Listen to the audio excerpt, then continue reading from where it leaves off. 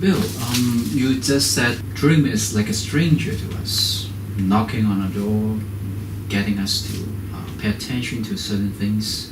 But there are people, so many people, that they feel so comfortable with their status quo, and they feel that's all they have in their life.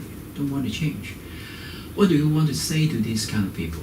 Well, the first thing I would say is to pay attention to your dreams. Not all dreams come to change us. Sometimes dreams come to ratify what we're already doing, to provide us with a kind of encouragement that because of this dream, I can live a certain way that I'm already living. You seem to suggest that dreams demand change. I don't think so. I think some dreams offer the possibility of changing us. Mm-hmm. I think sometimes dreams can come to us by way of warning us. I think dreams can explain things to us if we're attentive. Mm-hmm. So I would say that the main thing is to be attentive to the dream. You use the word stranger. Stranger for people living in city is frightening. Yes. Threatening. Yes, I People understand. may enter your house and Yes. rampage, Yes. destroy everything. Absolutely. But Yeah. in the case of dreams, and this is where the metaphor breaks down, because the door of dreaming is always open. Mhm. I can close it in the face of the dream, but the fact is the dream has a connection before I have any will about it. Dreams come for a kind of psychological conversation. They come to us to say, basically, have a look at this. Mhm. Because they use the language of imagery. How about if a person fully indulge in the present moment of the comfort zone? I'm just thinking of some people, they cling on to the present life so strongly that they resist any challenges, even from the dream. Dreams come to us at night. I just spent 3 or 4 days with 25 or 30 Chinese people. And I was interested to know when they thought the day begins. And they to a one said it begins at sunrise.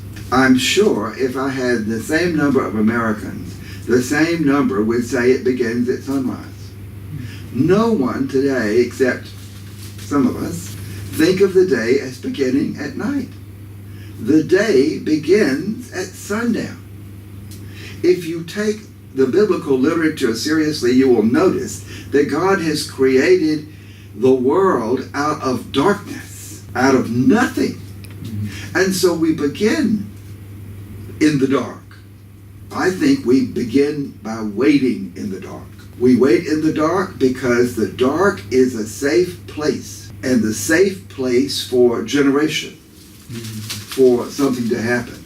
Most of us, I dare say I was conceived in the dark, and I was carried in the dark of my mother's womb nearly 10 months. And this is a universal experience.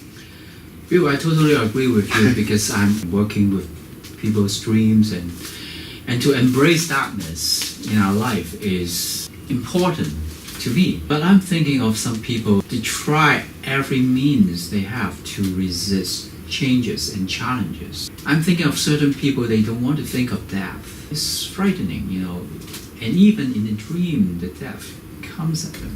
Is it possible for people to continue to live? Sure, well sure. That can be absolutely fine. Let's imagine, just for a minute, just imagine that there is a yesterday and a today and a tomorrow.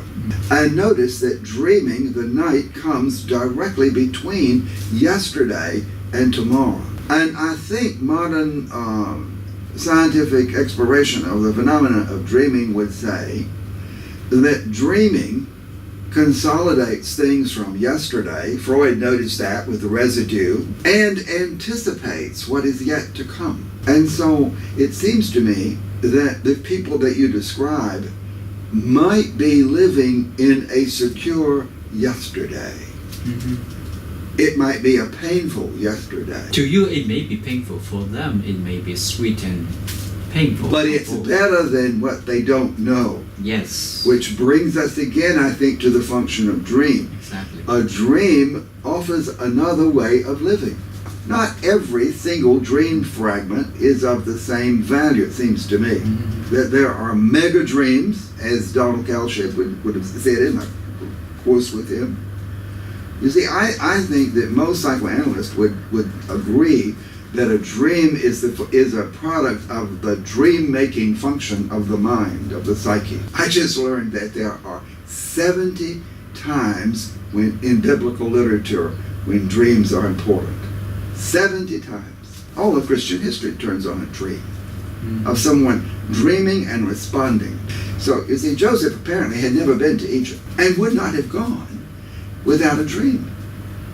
And a kind of prophetic dream.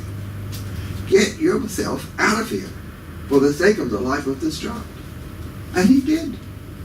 So, you see, what that means to me is that a person who's stuck in yesterday, a painful, traumatic yesterday, then dreams can help move that person into the middle space of dreaming in order to live more freely in the day yet to come.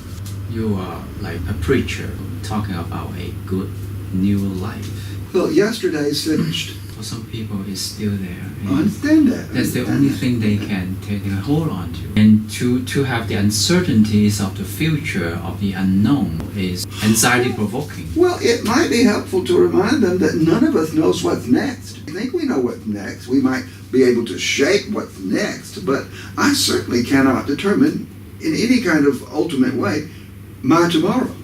You and I can really embrace the changes and new things. Sometimes I feel sad for those people. Well, I think sometimes life pushes us.